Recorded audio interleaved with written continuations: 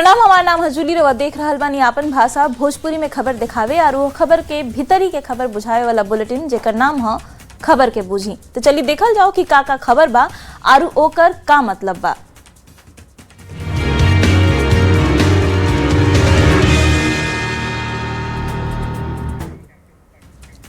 मोतिहारी में जहरीला शराब कांड में अब तक 7 लोग के मौत हो चुकल बा, जबकि कई गो लोग बीमार बा। बिहार में भइल शराब कांड ई पहला घटना ना हटे जब एक झटका में कई गो परिवार उजड़ गई। बाकी सवाल ई बा कि का ई आखिरी शराब कांड होई कि अब ही आरू लोग शराब के नशा में जाके फिर से अपन जान गंवावल बा आरू एकरा पर रोक काहे नहीं लाग पावत। पहले रिपोर्ट देखी फिर खबर के बुझल जाई। माने कर इतना समझावत रहने पर बोलत बोलत भावुक होके रो पड़ल एह लड़का के नाम है सुमन। सुमन के पिता परीक्षण मांझी मोतिहारी के उस 7 लोग में शामिल बाड़न जिनकर मौत जहरीला शराब पियला से भइल। परीक्षण मांझी के 4 गो बेटी और 2 गो बेटा बाड़े।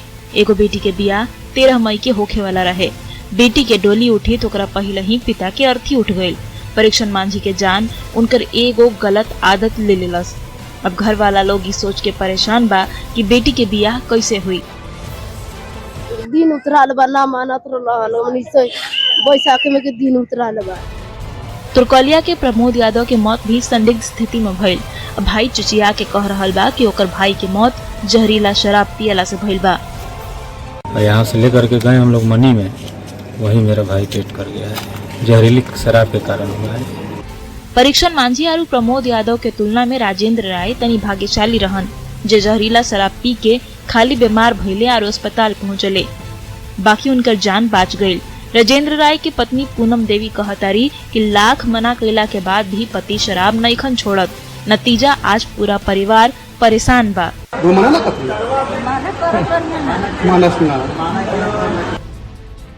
मोतिहारी के रघुनाथपुर थाना क्षेत्र में जहरीला शराब पियला से जो लोग बीमार भइल रहे उनमें एगो गाजर कुमार पासवान भी बाड़े। गाजर के पिता कहता रहे कि रोज शराब पियत रहे, गांव में ही शराब बनत रहे, बेचात रहे और लोग खूब कमाई करत रहे। मीठा सरकार बंद कर लेकिन माने ही नहीं के। बैठल मालिक खाता, बाल बच्चा खाता, हम खाता नहीं। नदी किनारे बना हुआ ना घर में। जब शराब पी के मरे वाला और बीमार पड़े वाला के घर के लोग खुल के शराब पिए के बाद माने लागल तब पुलिस के सुर भी बदले लागल। काल तक जौन पुलिस अधिकारी शराब कांड के दावा के खारिज करत रहन, आज उहे पहला नजर में शराब पियला के बाद माने लगले। जरा हम लोग जांच कर लेते हैं। सुनते हैं कि वो बीमार रहते थे, लेकिन उनकी मौत काहे हुई जांच कर रहे हैं हम लोग। उनके गांव पर अभी हम लोग जाएंगे। सभी लोग अभी जो लोग इलाजरत है या जिनके मृत्यु हो गए सभी लोग शराब का सेवन किए थे। हाँ, अभी प्रथम दृष्टिया तो यही लग रहा है कि शराब की सेवन किए हैं। शराब कांड के आरोपी जम्मू बैठा के साथ ही मुख्य आरोपी नागा राय के पुलिस परिवार के साथ ही गिरफ्तार कर ले बा। परसौना के चौकीदार भरत राय के सस्पेंड करके गिरफ्तार कर ले गई बा, जबकि तुर्कलिया थाना के SHO उमाकांत माझी के भी निलंबित कर दिल गई बा। नेटवर्क है उसको हम लोग लगातार खंगाल रहे हैं, तो और लोगों का भी नाम पता चला है जिसको लगातार छापामारी की जा रही है।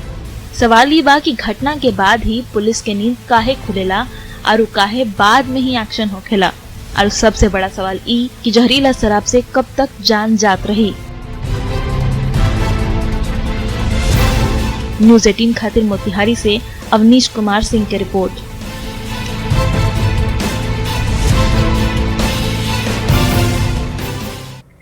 तो देखिए, मोतिहारी में जहरीला शराब पियला से 7 लोग के मौत हो गई बा और अब एकरा पर सवाल उठे लागल बा। चली खबर के बुझल जाओ।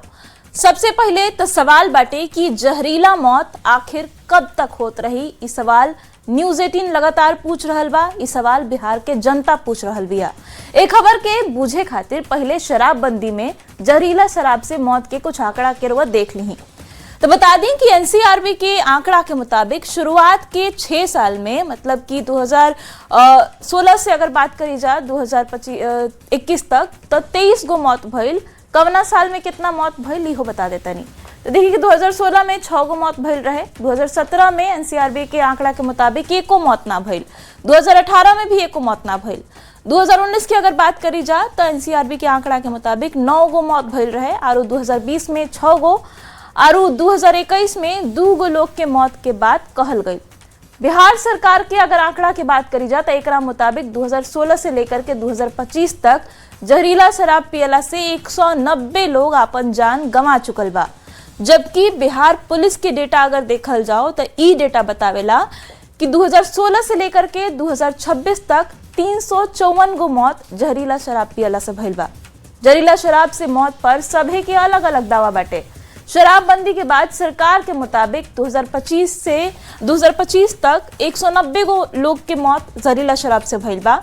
बिहार पुलिस के अनुसार अगर देखल जाओ आंकड़ा तो 2016 से 2026 तक 354 गो लोग जहरीला शराब के घूंट लगा के काल के गाल में समा गए। जबकि विपक्ष के आरोप बाटे कि शराबबंदी के बाद बिहार में जहरीला शराब पियला से 1300 लोग की मौत हो चुकल बा। संदिग्ध मौत के बाद अब कई गो सवाल उठ रहल बा। सवाल ई कि शराबबंदी में शराब से आखिर मौत हो कैसे रहल बा। अब एकरा खातिर शराबबंदी कानून के रउआ बूझे के पड़ी। सबसे पहला सवाल ये बाटे कि शराबबंदी बिहार में कब से बा। तो बता दी कि 1 अप्रैल 2016 से बिहार में शराबबंदी कानून लागू बा। केकरा कहला पर ही कानून लागू भइल तो इहो बता दी कि महिला लोग मांग कैले रही मुख्यमंत्री नीतीश कुमार से, जेकरा बाद बिहार में शराबबंदी कानून लागू कैल गई। इ लागू काहे भइल इहो जान ली। तो बिहार के नशा मुक्त बिहार बनावे खातिर इ कानून ले आवल गई। अब जब नशा मुक्त बिहार बनावे खातिर शराबबंदी लागू कैल गई तो सवाल ही बा कि शराबबंदी में शराब से मौत कैसे हो रहल बा। 2016 में बिहार में शराबबंदी कानून लागू भइल। शराबबंदी के लेके हर कोशिश कैल गई एकरा के सफल बनावे खातिर जागरूकता अभियान चलावल गई। चौकीदार से लेकर के थाना अध्यक्ष तक के जिम्मेदारी तय भइल। जौना पंचायत में शराब मिली ओहिजा के चौकीदार के जिम्मेदार ठहरावल गई। जौना थाना क्षेत्र में शराब मिली ओहिजा के थाना अध्यक्ष के भी जिम्मेदार बनावल गई। अब तनी सवाल से खबर के बूझी। गांव में अगर शराब बनत रहे तो चौकीदार के कैसे ना पता रहे इस सवाल बटे। अगर चौकीदार के खबर रहे तो उस सूचना काहे ना दिलस थाना अध्यक्ष के। अगर थाना क्षेत्र में शराब बनत रहे तो थानेदार के एकर सूचना कैसे ना मिलल। शराब के धंधा करे वालन पर का कार्रवाई भइल इहो सवाल बिहार पूछ रहल बा। शराबबंदी में कैसे शराब आखिर बनावल जाता और लगातार ऐसा खबर आ रहल बटे इहो सवाल बटे। ग्रामीण के शराब बने के जानकारी रहेला तो पुलिस कैसे ई जानकारी से बेखबर बाटे। का पुलिस के खुफिया तंत्र फेल हो गई बाटे। जौन जानकारी आम जनता के भीरी बा उ पुलिस के कैसे नहीं मिलत। अगला सवाल ये बा कि का चौकीदार शराब बनावे की सूचना थानेदार के ना देले रहे। अगर थानेदार के पता रहे तो कार्रवाई काहे ना भइल। का पुलिस के संरक्षण में बिहार में अवैध शराब के कारोबार चल रहल बा। इस सवाल लगातार पूछल जाता काहे कि अब तक कई गो ऐसा घटना हो गई बा जहां जहरीला शराब पी के लोग अपन जान गंवा चुकल बा और एकरा पर लगातार सियासत हो रहल बा। लोग के घर में कोहराम मचल बाटे, मातम पसरल बा। बढ़ जाओ अगला खबर के देने। और अब बात किशनगंज के घूसखोर एसडीपीओ के कल जाई। गौतम कुमार जे घूसखोरी के आरोप में उनका पर जांच चल रहल बा, जे अपने तक काला कमाई से मालामाल भइबे कैलन, अपन पत्नी, सास, गर्लफ्रेंड पर भी लाखों रुपया लुटा देलन। और अब खुलासा भइल बा कि गौतम कुमार के नौकरानी भी करोड़पति निकलल। एसडीपीओ गौतम कुमार के सरकारी आवास में काम करे वाली नौकरानी पारो ए खुलासा के बाद अपन इंस्टाग्राम अकाउंट लॉक करके फरार हो गल बिया।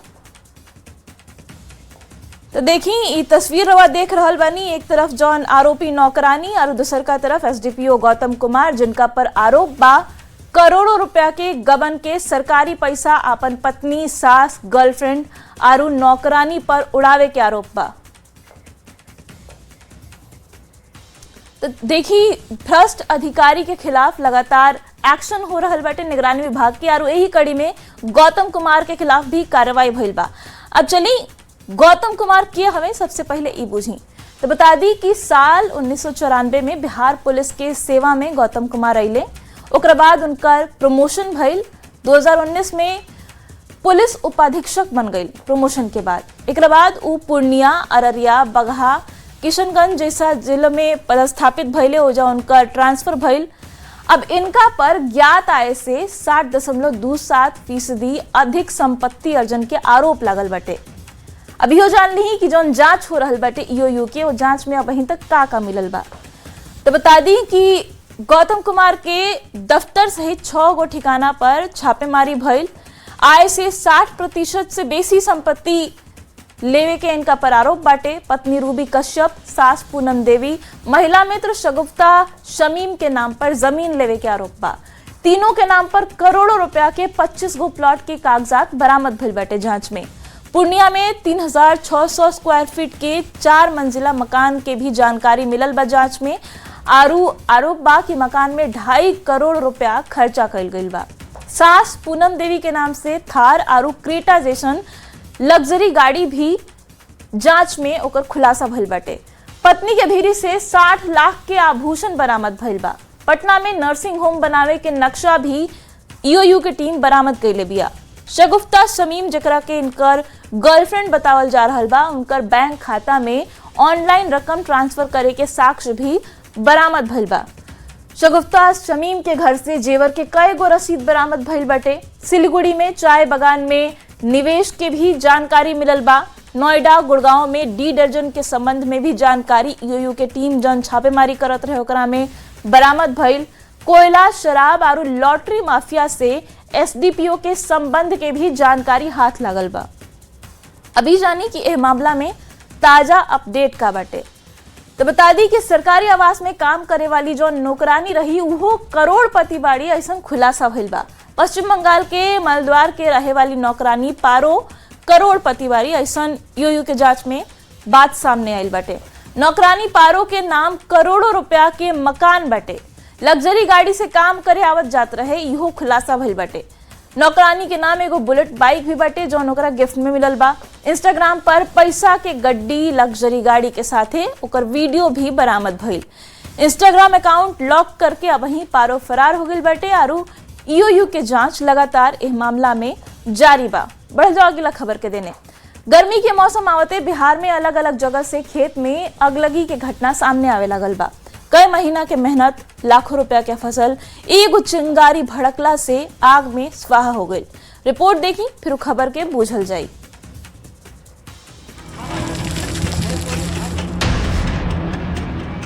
गर्मी के मौसम आवते बिहार में अगलगी की घटना शुरू हो गई बा। जिला जिला आग तबाही के तांडव मचा रहल बा और चपेट में आ रहल बा गेहूं के खेत। भोजपुर के शाहपुर में आग भारी तबाही मचैलस। एजा करीब 400 बीघा में गेहूं के तैयार फसल जल के खाक हो गई। खेत में आग लगला के बाद किसान के होश उड़ गई। आनन फानन में आग बुझावे की कोशिश शुरू कर दी गई। दमकल के टीम के भी बुलावल गई। बाकी जब तक आग बुतल सैकड़ों एकड़ में लागल तैयार गेहूं के फसल जल के राख हो गई रहे। नालंदा के सिलाव प्रखंड के नानंद गांव में गेहूं के खेत में भीषण आग लग गई, जेकरा से करीब 100 बीघा से बेसी गेहूं के तैयार फसल जल के खाक हो गई।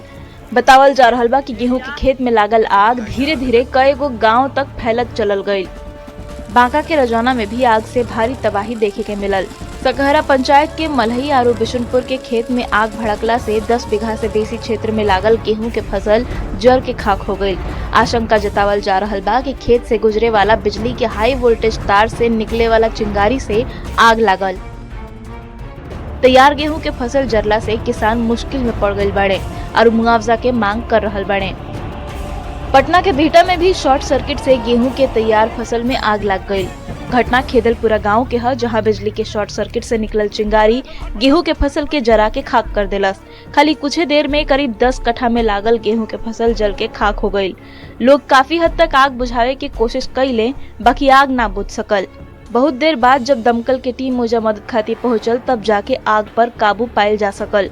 बिहार में गर्मी के मौसम आवते अगलगी के घटना बढ़े लागल बा और किसान के मेहनत और पूंजी खाक हो रहल बा। Bureau report, news 18। तो गर्मी के मौसम आवते अगलगी की घटना बढ़े लगल बा और ई काहे हो रहल बा ई बूझल जाओ। गर्मी के मौसम आवते खेत में अगलगी की घटना काहे बढ़ेला ई बूझल जरूरी हो गइल बा, काहे कि ऐसन घटना लगातार अलग अलग जिला से सामने आ रहल बा। सबसे पहले तो ये बूझी कि कहाँ कहाँ आगलगी की घटना खेत में सामने आयल बाटे। तो बता दी कि आरा में 400 बीघा में गेहूं के तैयार फसल में आग लग गई और पूरा फसल जल के राख हो गई। नालंदा में भी करीब 100 बीघा से बेसी गेहूं के तैयार फसल में आग लग गई और पूरा जौन फसल रहे वो बर्बाद हो गई। बांका में 10 बीघा से बेसी क्षेत्र में जौन गेहूं के फसल लागल रहे वो जल के खाक हो गई। ऐसे ही बिहटा में भी शॉर्ट सर्किट से गेहूं के तैयार फसल में आग लागल और किसान के पूरा मेहनत बर्बाद हो गई। अभी पूछी कि फसल में आग आखिर काहे लगेला, तो बता दी बिजली के तार और ट्रांसफार्मर के चलते कई बेर फसल में आग लग जाला। ढीला बिजली के तार से निकले वाला चिंगारी खेत में गिरेला और ओकरा से आग पकड़ लेवेला। एकरा अलावा तेज धूप और गर्मी से फसल ज्वलनशील हो जाला, जेकरा चलते एगो छोट चिंगारी भी बहुते भीषण आग के कारण बन जाला। बीड़ी सिगरेट खेत में पियला से ई आग के खतरा आरू बढ़ जाला। खेत में आग जला के कई बेर लोग छोड़ देवेला, जेकरा चलते उ आग से निकलल चिंगारी खेत में पहुंचेला और पूरा फसल बर्बाद हो जाला। बगल के खेत में कई बेरा पराली जरावल जाला, उ पराली के आग दोसर खेत में पहुंच जाला, जेकरा से पूरा फसल आग में स्वाहा हो जाला। अब खेत में आग से बचाव के उपाय का बा इहो बुझल ऐसे में जरूरी बाटे। तो देखिए कि ट्रांसफार्मर के आसपास सुरक्षा के इंतजाम रउआ करे के पड़ी। ट्रांसफार्मर के नीचे से गेहूं जौन फसल उगल बाटे उ काट दी, तो काहे कि ओजा अगर चिंगारी गिरबो करी तो उ फैली ना। आसपास 10 फीट जगह खाली रखी ताकि आग फैले के जौन रिस्क बाटे वो कम हो जाए। खेत के चारों ओर कल्टीवेटर से जुताई कर दी, आग एकरा से एक खेत से दूसर का खेत में ना फैली। खेत में बीड़ी सिगरेट कबहू मत पी, काहे कि केहू नहीं जानत कि कब कौन दुर्घटना हो जाई, कब आग लग जाई। खेत के ऊपर से गुजर रहल अगर कोनो ढीला बिजली के तार बाटे तो ओकरा के ठीक करवाई और एकरा के ठीक करावे खातिर बिजली विभाग के शिकायत करी। ओकरा बाद ओकरा के ठीक कर जाई, जेकरा से अगलगी के जौन खतरा बा उ कम होई। बढ़ल जाओ अगला खबर के देने। फाइनेंशियल ईयर 2026-27 के पहलका दिन से कई गो नियम बदल गई बा। Income tax, railway ticket, FASTag और एटीएम से कैश निकाले से जुड़ल व्यवस्था में भी बहुते बड़ बदलाव भइल बा। पहले रिपोर्ट देखी फिर खबर के बुझल जाई।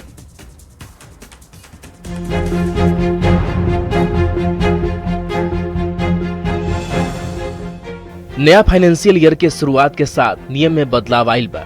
नया इनकम टैक्स एक्ट लागू हो गइल बा, जेकर असर अब आम लोग पर सीधा पड़ी। टैक्स पेयर 31 दिसंबर तक रिटर्न फाइल कर सकेलन। अब tax payer revise return penalty के साथ 31 मार्च तक रिटर्न फाइल कर सकेलन। फास्टैग के सालाना पास NHAI महंगा कर देले बा। अब यह पास की कीमत 3,000 रुपया से बढ़ाकर 3,075 रुपया हो गई बा। टोल प्लाजा पर कैश भुगतान बंद कर देहल बा। अब टोल भुगतान खाली फास्टैग या फिर UPI से ही कइल जा सकेला। रेलवे यात्री के सुविधा खातिर कुछ नियम में बदलाव कइले बिया। नया नियम के तहत अब कंफर्म टिकट पर ट्रेन छूटे से कम 8 घंटे पहले कैंसिल करे के पड़ी, तबे रिफंड मिली। पहले ही समय सीमा 4 घंटा रहल। पैन कार्ड बनवावे खातिर आधार कार्ड के जन्म तिथि के प्रमाण ना मानल जाये। जन्म तिथि के खातिर जन्म प्रमाण पत्र, चाहे कक्षा 10 के प्रमाण पत्र, चाहे पासपोर्ट देवे के पड़ी। कई बैंक ATM से कैश निकासी के लिमिट तय कइले बाड़न सन। HDFC, PNB समेत कई बैंक ATM से फ्री ट्रांजैक्शन और कैश विड्रॉल के लिमिट में भी बदलाव कइल गइल बा। नया लेबर कोड पूरा देश में प्रभावी हो रहल बा, जेकर तहत राउर बेसिक सैलरी 50% रखल जरूरी बा। ऐसे में PF के कंट्रीब्यूशन जन बा तन बढ़ सकता। कमर्शियल सिलेंडर के कीमत में बढ़ोतरी भइल बा, हालांकि घरेलू सिलेंडर की कीमत में बदलाव नहीं है भइल। ऑनलाइन धोखाधड़ी रोके खातिर हर ट्रांजैक्शन पर 2 फैक्टर ऑथेंटिकेशन अनिवार्य रही, यानी कि अब OTP के साथ साथ रउआ पिन, बायोमेट्रिक चाहे फेस ID के इस्तेमाल करे के पड़ सकता। Bureau report, news 18। तो देखिए फाइनेंशियल ईयर बदलते कई गो नियम भी बदल गई बाटे। अब चली खबर के बुझल जाओ। तो सबसे पहले ये बुझी कि 1 अप्रैल से का बदल गई बाटे।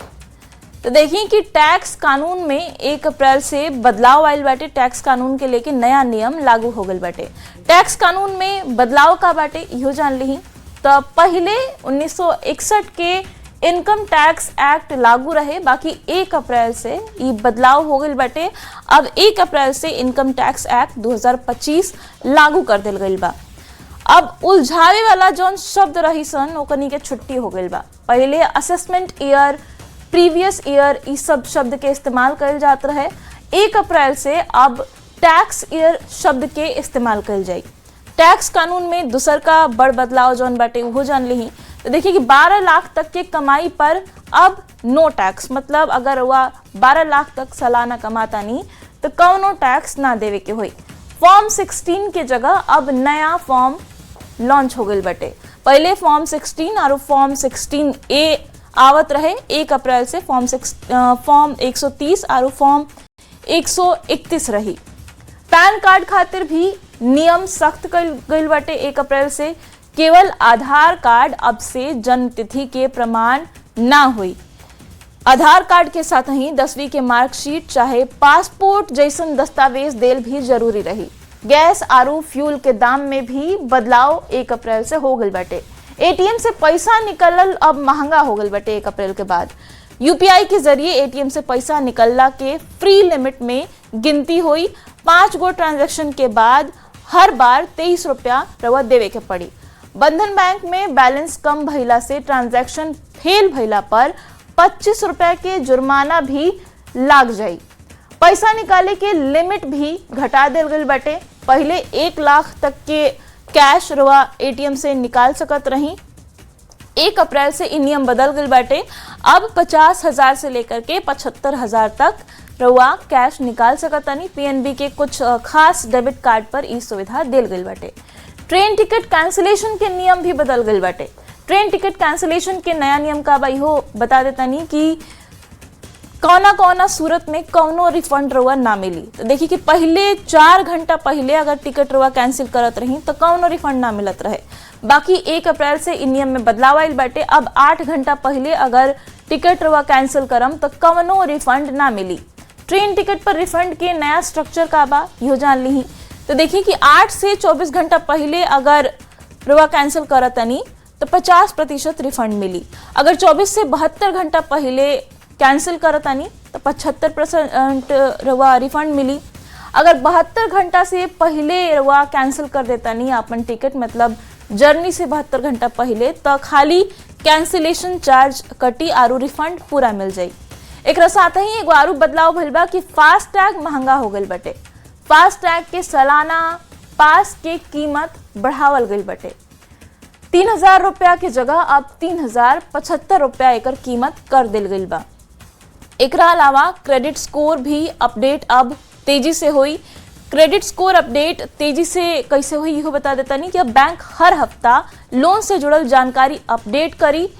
ऐसे क्रेडिट स्कोर जल्दी अपडेट हो जाई। तो ये कुल नया नियम बाटे जौना के लेके रुआ के जानल जरूरी बाटे, काहे कि बहुते बड़ बदलाव बा जेकर असर सभे पर पड़ी। अब बात बिहार के सियासत के सूत्र के हवाले से खबर बा कि अप्रैल के तीसरा हफ्ता तक नया मुख्यमंत्री के नेतृत्व में नया सरकार बन सकेला।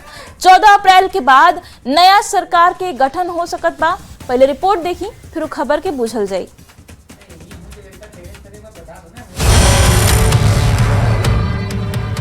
बिहार की राजनीति में बड़ा बदलाव के सुगबुगाहट तेज हो गई बा। नीतीश कुमार 2 दिन के दिल्ली दौरा पर जाए वाला बाड़े। 9 अप्रैल के दिल्ली रवाना हुई हैं। 10 अप्रैल के राज्यसभा सदस्य के रूप में शपथ ली हैं। शपथ ग्रहण के बाद 10 तारीख के शाम या 11 अप्रैल के सुबह तक पटना लौट आई हैं। क्यास ई लगावल जाता है कि नीतीश कुमार राज्यसभा के सदस्यता ग्रहण करे के बाद मुख्यमंत्री पद से अपन इस्तीफा सौंप सकत बाड़े और नीतीश कुमार के सीएम पद से इस्तीफा के बाद नया सरकार के गठन हो सकता। सूत्र के हवाले से खबर ई बा कि अप्रैल के तीसरा हफ्ता तक नया मुख्यमंत्री के नेतृत्व में नया सरकार मिल जाई, जेकर संभावना बा 14 अप्रैल के बाद नई सरकार के गठन हो सकता। अब राज्यसभा की वो सदस्यता लेंगे, राज्यसभा का शपथ लेंगे। उसके बाद माननीय मुख्यमंत्री नीतीश कुमार जी को तय करना है कि वो कब वो इस्तीफा देंगे। बीजेपी और जेडीयू के नेता एकरा खातिर एनडीए के आंतरिक मामला बतावता रहे। एक बात महत्वपूर्ण है कि एनडीए आपस में मिल करके नीतीश कुमार जी के नेतृत्व में बिहार के नए नेता का चयन करेगा। दूसरा ओर बिहार में होके जा रहल इस बदलाव पर आरजेडी के नेता चुटीला अंदाज में तंज कसता लोग। ठीक है, अब तो तय हो चुका है कि नीतीश जी मुख्यमंत्री नहीं रहेंगे। गृह विभाग ने भी उनको छुट्टी कर दी है। मालूम जाता कि खरमास में कोनो शुभकामना होला। 14 अप्रैल के खरमास खत्म हो रहा बा और ऐसे में 14 के बाद बिहार के बहुत जल्द नया सीएम मिले वाला बा। न्यूज 18 खातिर पटना से आनंद अमृतराज के साथ ब्यूरो रिपोर्ट। और एक साथ खबर की बूझी में अभयतने रवा देखत रही न्यूज 18 बिहार झारखंड।